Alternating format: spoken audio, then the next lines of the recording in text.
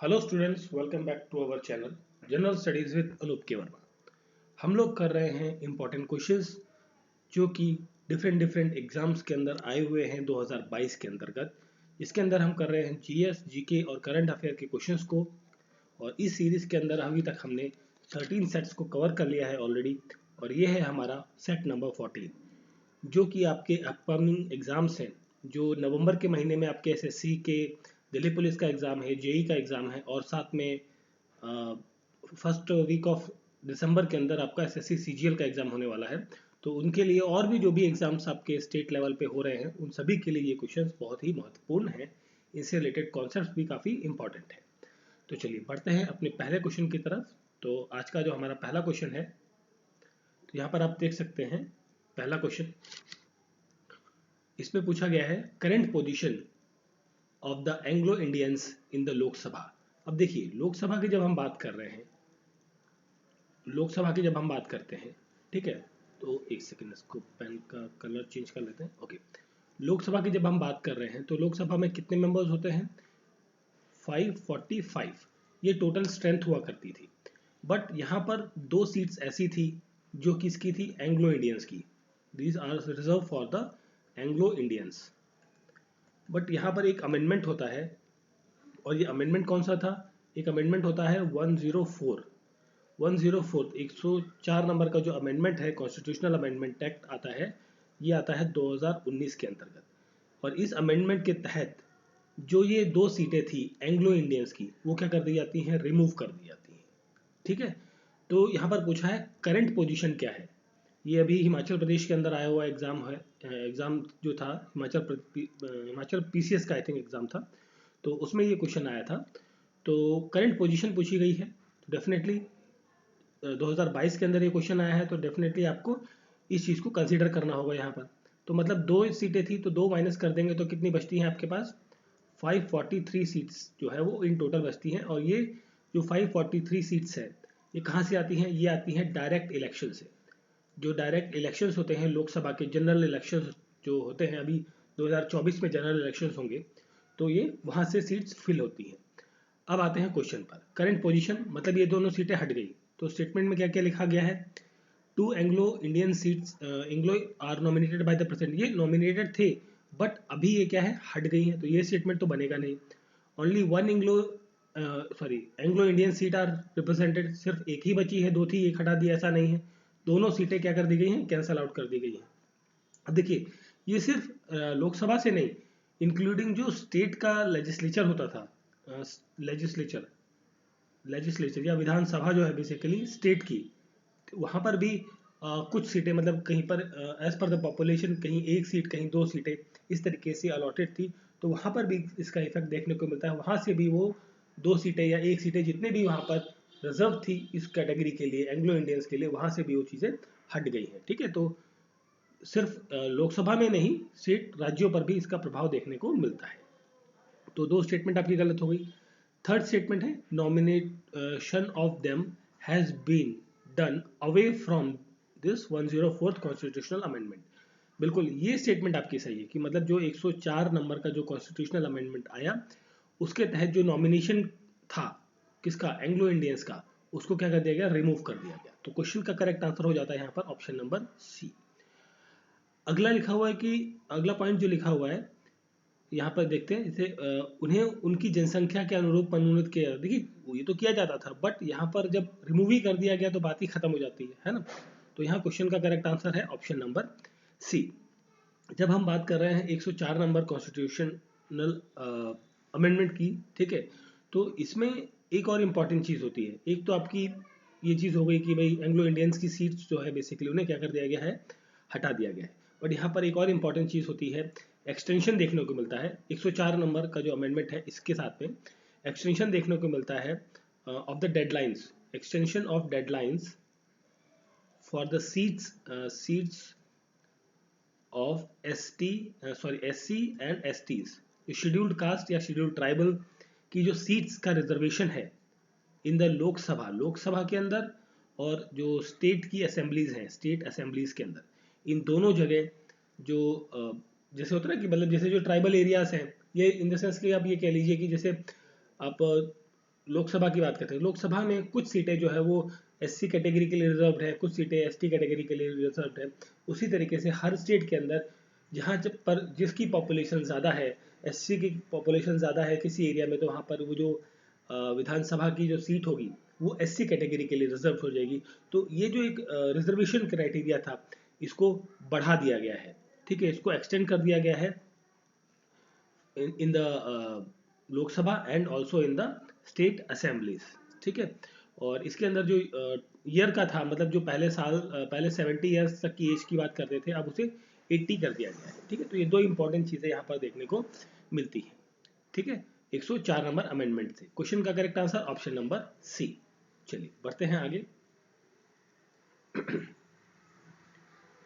Next question है, what constitute definition of money bill under article 110 of the constitution.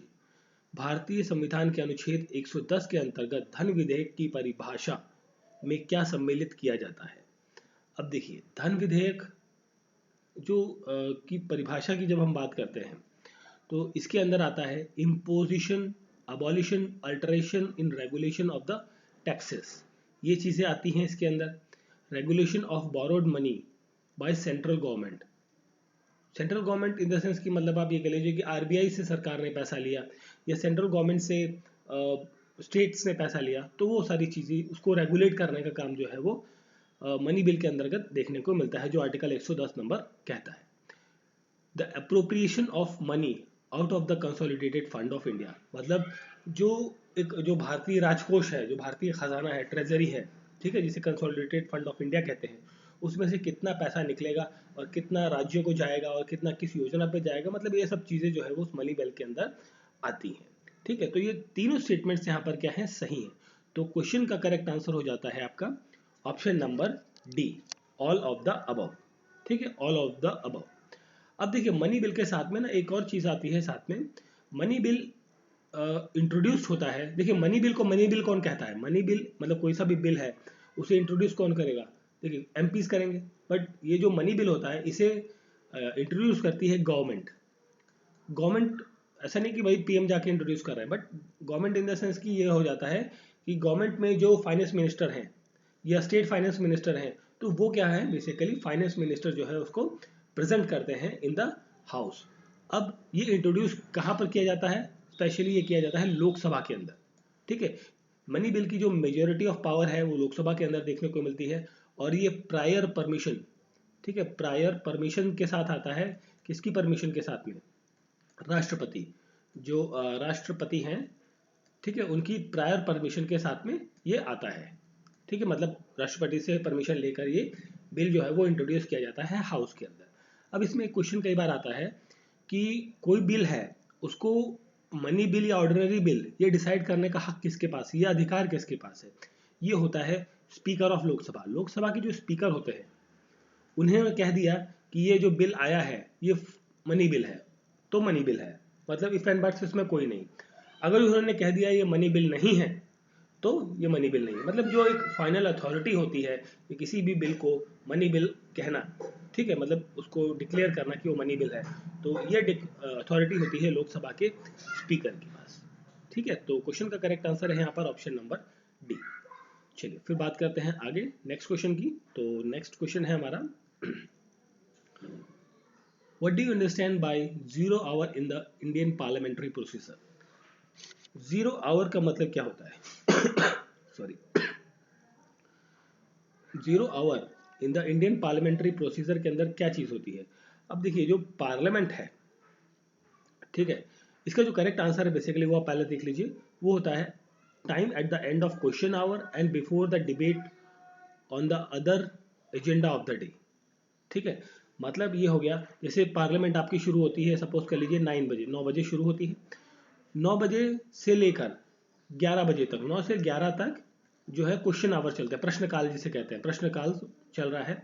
उसके बाद 12 बजे से लेके 12 से लेके ऑनवर्ड 12 टू 5 या 4 बजे तक, जब तक पार्लियामेंट बैठेगी तब तक डिबेट होगा, किसी पर्टिकुलर टॉपिक्स पर डिस्कशन होगा, ठीक है। जो आप देखते हैं लड़ाइयाँ चलती रहती है पार्लियामेंट में, वो चीज़ें होंगी यहाँ पर। बट जो यहाँ पर बीच में जो 11 से 12 का बीच का टाइम है, this is called as a zero hour. यहाँ पर आप समझ गए ना। End of the question hour, यहाँ पर क्वेश्चन आवर जो पूछे गए थे प्रश्न उनका आंसर दिए गए हैं, या कोई क्वेश्चन आपको पूछने वो आप वहाँ पे पुट कर सकते हैं वर्बली या रिटर्न में, जिस भी फॉर्मेट में दिया जाए, ठीक है। और उसके बाद एक गैप होता है, और उस गैप के बाद बेसिकली डिबेट्स होती है, और उसके बीच का जो टाइम पीरियड होता है उसे कहते हैं जीरो आवर, ठीक है। और इस जीरो आवर को कई बार एक और टर्म्स के साथ यूज किया जाता है, इसे कहा जाता है क्रिटिकल मूवमेंट। क्रिटिकल मूवमेंट के नाम से भी हम कई बार ये क्वेश्चन पूछ सकते हैं कि क्रिटिकल मूवमेंट क्या होता है इन द इंडियन पार्लियामेंट्री प्रोसीजर के अंदर। वो आपका जीरो आवर ही होता है, या फिर इसे एक और टर्म के साथ इस्तेमाल किया जाता है, that is movement of decision. Movement of decision के नाम से भी इसे जाना जाता है, ठीक है। जनरली ये शुरू होता है, देखिए ये तो मैंने आपको रफली एक आइडिया दिया, बट जनरली जो जीरो आवर है वो स्टार्ट होता है 12 बजे, 12 o'clock। 12 o'clock जो है, this is the time for the zero hour, okay. तो यहाँ पर क्वेश्चन का करेक्ट आंसर हो जाता है ऑप्शन नंबर ए। क्लियर, जीरो आवर आपको समझ में आ गया होगा।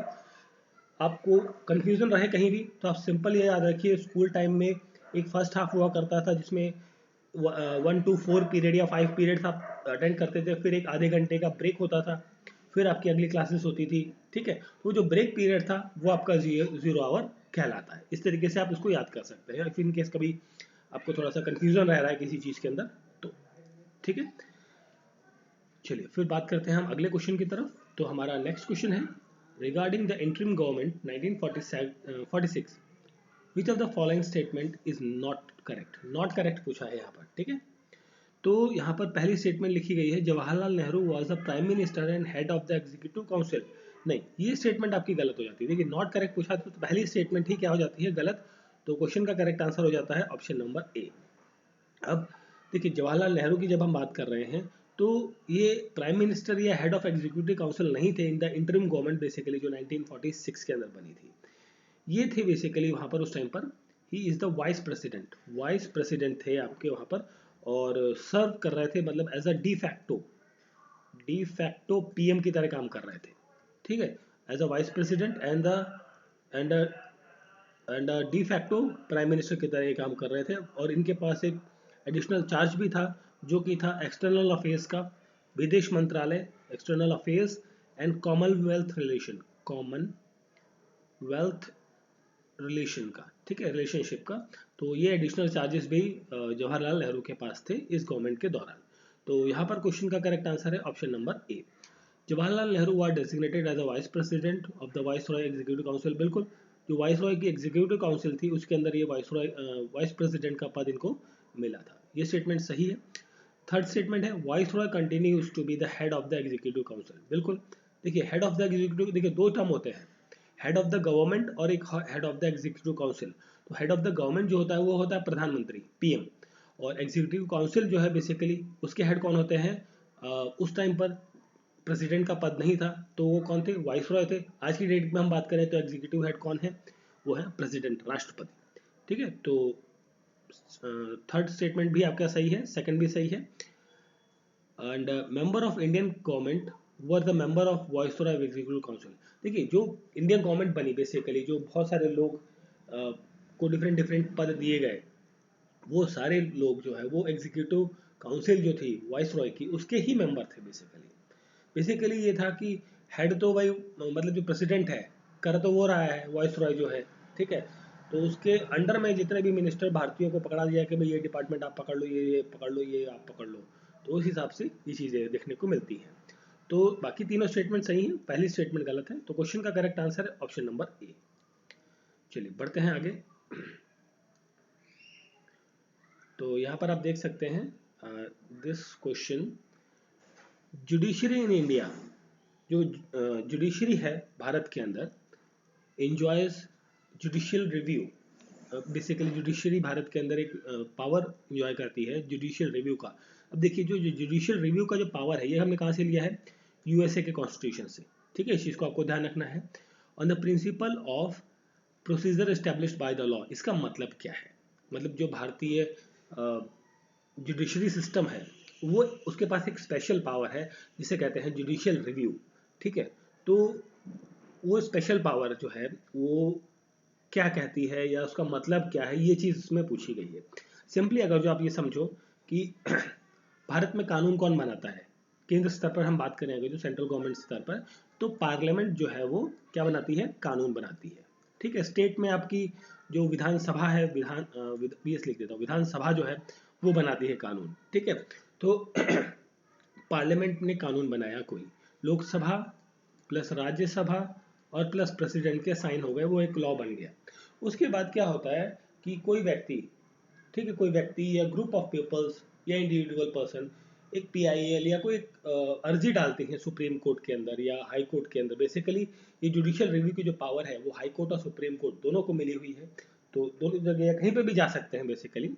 तो वहां गए और सुप्रीम कोर्ट क्या करेगा, जो कानून बना था, ये पार्लियामेंट में जो लॉ बनाया था, ठीक है, उसकी क्या करेगा, समीक्षा करेगा, चेक करेगा कि भाई जो ये लॉ बना है वो सही है या गलत है, या इसमें कुछ चेंजेस हो सकते हैं या बिल्कुल ही खराब है, मतलब जो भी कंडीशंस है इफ एंड बट्स, वो सारी यहाँ पर सुप्रीम कोर्ट या हाई कोर्ट जो है वो इंक्वायर करेगा, उसकी कमिटीज बनाएगा और चेक कराएगा भैया कि क्या क्या सीन है।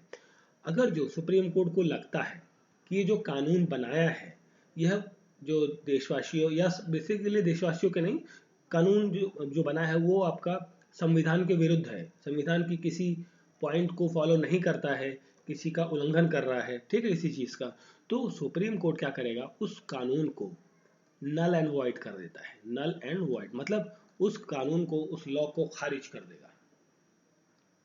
ठीक है, तो खारिज कर देगा तो मतलब खारिज हो गया, तो भाई अब वो कानून जो है वो लागू नहीं होगा, खत्म कहानी।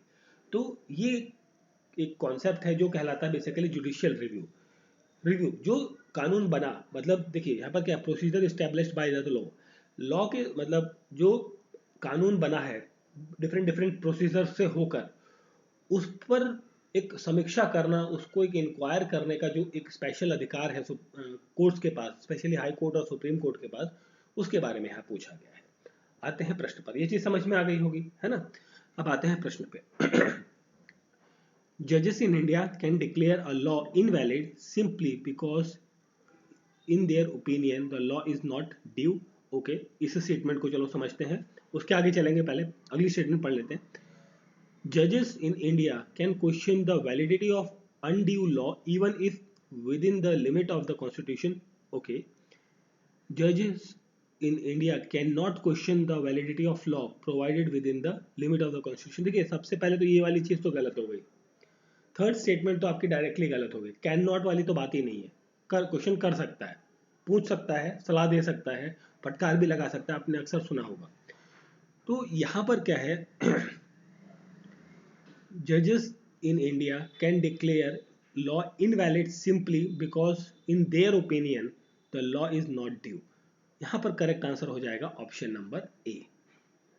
ठीक है, option A is the correct answer. चलिए फिर हम बात करते हैं आगे। नेक्स्ट क्वेश्चन है हमारा, the purpose of adjournment motion. Adjournment motion, देखिए आपने कई बार सुना होगा कि कोर्ट टीवीज में या सीरियल्स में सुना होगा word, court it adjourn for an half an hour, court it adjourn for the day, मतलब स्थगित कर दी गई। हिंदी में हम समझें इसे तो स्थगन कर दिया गया, स्थगित कर दिया गया। पार्लियामेंट के अंदर तो अक्सर होता रहता है कि भाई जब डिस्कशन या जो होता है ना, शोर शराबा बहुत ज़्यादा हो जाता है, काम सही से नहीं चल पाता, तो जो स्पीकर होते हैं या चेयरपर्सन होते हैं वो क्या करते हैं, सदन को स्थगित कर देते हैं, एडजर्न कर देते हैं। कुछ टाइम के लिए करते हैं, कई बार एक लंबा इंटरवल होता है, कई बार पूरे सेशन को स्थगित कर देते हैं, मतलब कंडीशंस के ऊपर डिपेंड करता है। पर्पस क्या है इसका, अब पर्पस ये है एडजर्न करने का कि देखिए मान लीजिए कोई विवाद चल रहा है, ये आपकी लोकसभा है, दिस इज लोकसभा। लोकसभा में किसी चीज पर डिस्कशन चल रहा है, जो अपोजिशन है वो संसद को अच्छे से चलने नहीं दे रहा है, और जो एजेंडा था यहाँ पर, एजेंडा मतलब जो जिस चीज पर डिस्कशन हो रहा था वो एक इम्पॉर्टेंट चीज है ना। मतलब सपोज कर लीजिए यहाँ पर जो आपका था सिटीजनशिप अमेंडमेंट एक्ट आया था, है ना, नागरिकता वाला जो आया था आपका अमेंडमेंट, सिटीजनशिप अमेंडमेंट एक्ट। ठीक है, सिटीजनशिप अमेंडमेंट एक्ट जो था, सीएए या एनआरसी जो भी आप कह ले से, एनआरसी वाला जो डिस्कशन चल रहा था, तो ये डिस्कशन चल रहा है, इस पर बात होनी है, इस पर डिस्कशन होना है। बट जो अपोजिशन है वो क्या कर रहा है, वो सदन को चलने ही नहीं दे रहा है, वो किसी की बात सुन ही नहीं रहा है, वो हुटिंग कर रहा है या शोर शराबा बहुत ज़्यादा हो रहा है, तो लोकसभा के जो स्पीकर हैं, यहाँ पर सर्वोच्च पद पर कौन है? स्पीकर। वो क्या करेंगे? स्पीकर कहेंगे भाई जो आपका डिस्कशन है, मतलब पार्लियामेंट को हम क्या करते हैं, सदन को स्थगित करते हैं, हम मिलेंगे लंच के बाद, या कल मिलेंगे, या परसों मिलेंगे, एक हफ्ते के बाद हम वापस बैठेंगे। अब देखिए क्या होता है ना कि कुछ चीज़ें जब गर्म हो रही होती है ना, जब मामला गर्म हो रहा था, जैसे होता है ना कि कुछ चीज़ें बहस में या डिबेट्स में गर्म हो जाती हैं, गर्म चीज़ें हो जाती है, मतलब डिस्कशन में क्या होता है ना, एक बवाल टाइप का बढ़ जाता है, तो क्या करते हैं ना, उसको कुछ देर के लिए छोड़ दिया जाता है, तो क्या हो जाता है, मामला ठंडा हो जाता है ना। तो जैसे क्या होता है, बचपन के टाइम पर क्या होता था कि जब स्कूल का रिजल्ट आता है, तो स्कूल का जब रिजल्ट आता है, जिस दिन रिजल्ट आया उस दिन आपने पेरेंट्स को दिखा दिया और आपके मार्क्स अच्छे नहीं है तो आपके खूब कुटाई होगी। 10 दिन बाद दिखाते हैं, कई बार बचपन में सभी लोगों ने किया होगा, मैंने भी शायद किया था, ठीक है। तो जब आप ये चीज़ करते हैं तो उसमें क्या होता है कि एक टाइम इंटरवल निकल गया, आपके अंदर से भी थोड़ा सा डर निकल जाता है, पेरेंट्स का गुस्सा भी जो थोड़ा सा क्या होता है शांत हो जाता है, थोड़ा कम हो जाता है। तो वो चीज़ के लिए यहाँ पर किया जाता है, ताकि जब ये दोबारा मिले, है ना, तो जब ये दोबारा मिले जितने भी एमपीज वगैरह थे, तो जो पब्लिक इंपॉर्टेंस के लिए जो बिल था, बेसिकली सीए और एनआरसी जो ये बिल था, इस पर डिस्कशन हो रादर देन की फालतू का डिस्कशन हो, ठीक है। मतलब फालतू की बहसबाजी से बेटर है कि इंपॉर्टेंट चीज़ों पर डिस्कशन हो, इसलिए स्थगन को यूज किया जाता है, ठीक है, एडजर्नमेंट को, to draw the attention of the house to the matter of urgent public importance, जो पब्लिक के लिए बहुत इंपॉर्टेंट है उसको फटाफट निकालना है, पास कराना है, तो वो अटेंशन लाने के लिए एडजर्नमेंट मोशन जो है वो लाया जाता है। तो यहाँ क्वेश्चन का करेक्ट आंसर हो जाता है ऑप्शन नंबर डी। चलिए फिर बढ़ते हैं आगे अगले क्वेश्चन की तरफ। तो नेक्स्ट क्वेश्चन है हमारा, which article have been inserted to provide the reservation in the economic weaker section, जो EWS कोटा है, ठीक है, आर्थिक रूप से पिछड़ा वर्ग जो है बेसिकली, उसके लिए आरक्षण की बात जो है, ठीक है, ये भी आपको 2019 में ऐड किया गया था, जिसके तहत क्या क्या क्या कहा गया कि जो सरकारी संस्थान है, बेसिकली जो एजुकेशनल इंस्टीट्यूट्स हैं या जो गवर्नमेंट जॉब्स निकलती हैं, उसके अंदर 10% आरक्षण दिया जाएगा, ठीक है, जो इकोनॉमिकली वीकर सेक्शन के अंतर्गत आएंगे। अब इसके लिए अमेंडमेंट की गई, बेसिकली अमेंडमेंट था, ठीक है।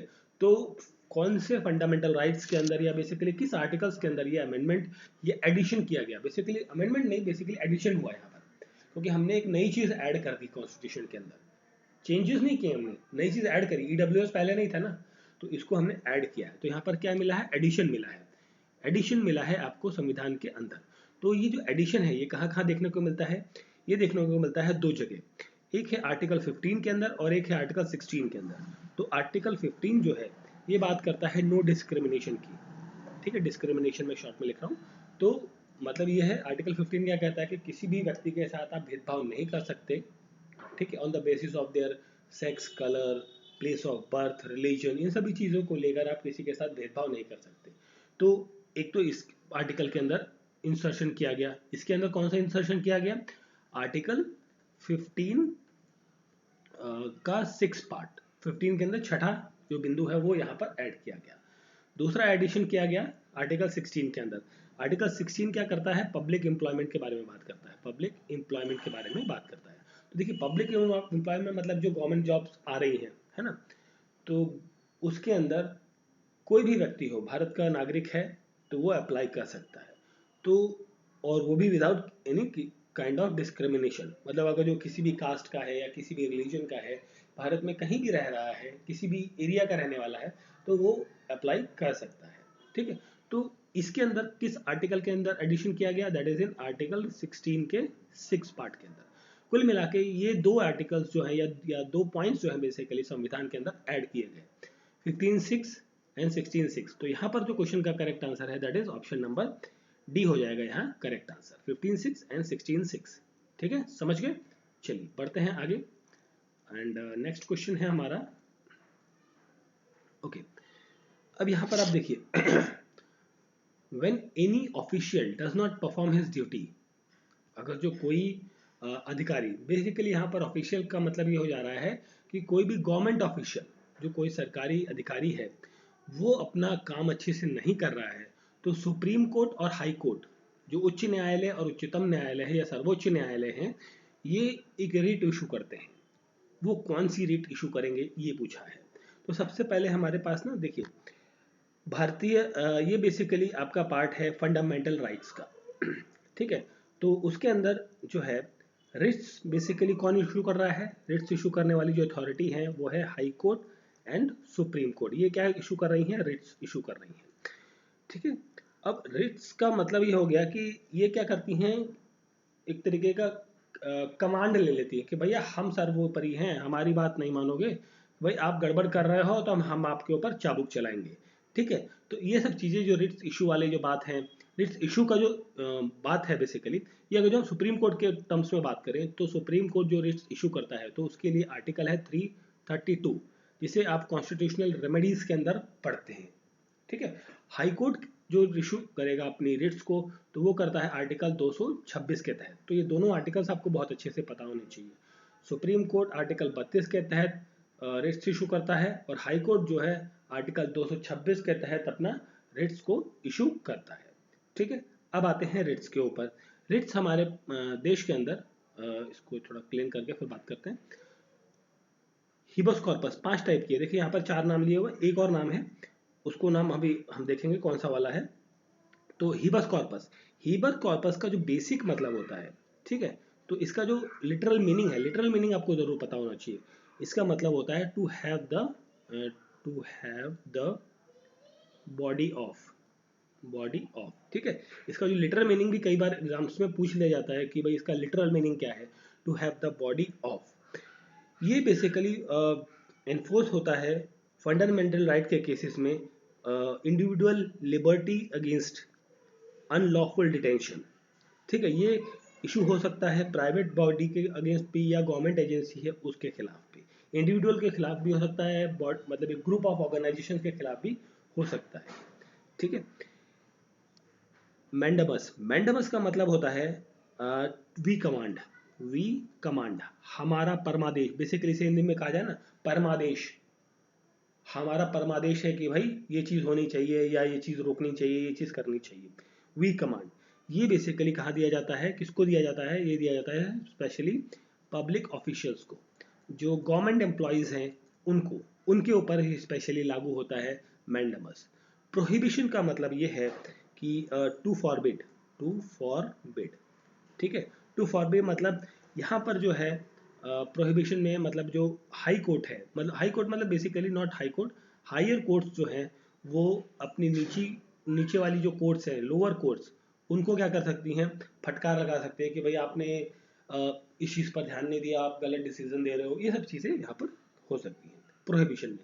क्वा वारंटो आता है एक वर्ड, तो क्वा वारंटो का मतलब होता है by what authority, by what authority, या इसे एक वर्ड और यूज किया जाता है that is by what warrant, किस वारंट से या किस अधिकार से आप जो है ऐसा कर रहे हैं। ठीक है, तो ये बेसिकली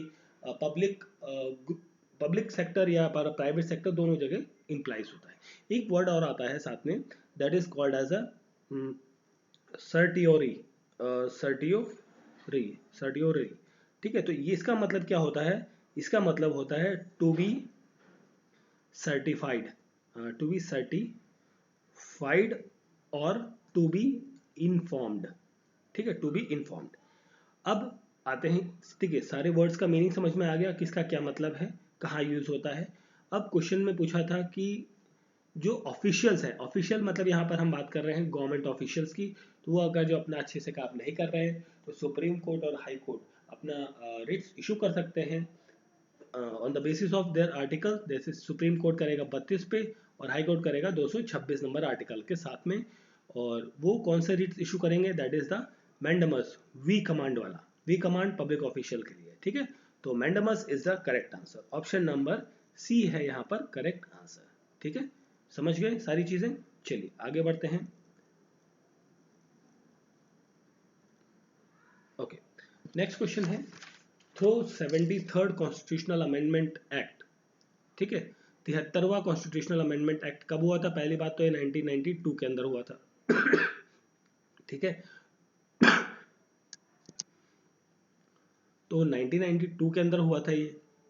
अब ये हुआ किसके लिए था, बेसिकली पंचायती सिस्टम जो था, पंचायती राज सिस्टम, उसके लिए बेसिकली अमेंडमेंट होता है। पंचायत के लिए, देखिए यहाँ पर लिखा भी हुआ है, जिसके अंदर ये कहा गया कि 1/3 सीट जो है वो वुमेन्स के लिए रिजर्व कर दी जाएंगी पंचायत के अंदर। अब देखिए 73वां अमेंडमेंट होता है 1992 में, 1/3 सीटें, ठीक है, मतलब अगर जो किसी राज्य में सपोज कर लीजिए 100 सीटें हैं पंचायत की, ठीक है, पंचायत की सीटें हैं 100, तो उसमें से 33 सीट्स जो हैं वो फॉर द वुमेन्स के लिए क्या हो जाएंगी, रिजर्व हो जाएंगी। तो ये चीज़ यहाँ पर कही गई थी। ये चीज़ किस आर्टिकल में लिखी गई है, ये यहाँ पर पूछा गया है। तो देखिए ये लिखी गई है आर्टिकल 243D के अंदर। देखिए ये जो जितना भी आर्टिकल है ना, आर्टिकल 243, ठीक है, ये आपका पंचायती राज, पंचायत के बारे में, म्यूनिसिपैलिटीज़ के बारे में एंड कोऑपरेटिव सोसाइटीज़ के बारे में, इन सभी के बारे में इसी आर्टिकल्स के अंदर different sections A to O और फिर आपका AB A1 इस तरीके से अदर कैटेगरीज हैं, उनको भी हम डिटेल में आगे देखेंगे किसी क्वेश्चन के साथ में। तो इसमें दिया गया है, ठीक है। आर्टिकल 243A जो है ये बात करता है ग्राम सभा के बारे में। ग्राम सभा एक्सरसाइज कर सकती है अपना खुद का एक तरीके से पावर दी गई है ग्राम सभा को कि वो अपने फंक्शंस को ग्राम लेवल पर, मतलब कि गांव की जो व्यवस्था है, उसका जो लॉ एंड ऑर्डर है बेसिकली, उसको किस तरीके से वो मेंटेन कर सकती है, ठीक है। मतलब ऐसा नहीं कि अपनी मन मर्जी से कि भाई 6 बजे सब लोग घर के अंदर चले जाएंगे, ऐसा नहीं। बट यहाँ पर क्या है कि जो स्टेट गवर्नमेंट का जो लॉ है उसको मद्देनजर रखते हुए, उसको ध्यान रखते हुए गांव के इन्वायरमेंट को या विलेज के इन्वायरमेंट को विलेज लेवल पर उसको मेंटेन किया जा सकता है। ये सब चीज़ें यहाँ पर डिफरेंट पावर्स के बारे में यहाँ पर बात करी गई है। और जो ये आर्टिकल 243C है ये बात करता है इलेक्शंस के बारे में, इलेक्शंस इन द पंचायत। जो पंचायत के अंदर ग्राम सभा के, ग्राम पंचायत के सरपंच के सब जो चुनाव होते हैं, इलेक्शंस होते हैं, इन सब के बारे में बात करता है आर्टिकल नंबर 243C। क्लियर? चलिए फिर अगले क्वेश्चन की तरफ बढ़ते हैं। तो हमारा नेक्स्ट क्वेश्चन है what is the object of cut motion. भाई जो कट मोशन होता है उसका उद्देश्य क्या है, ये पूछा गया है। कटौती प्रस्ताव का उद्देश्य क्या होता है? तो कट मोशन का मतलब ये होता है कि एक स्पेशल पावर होती है, किसकी?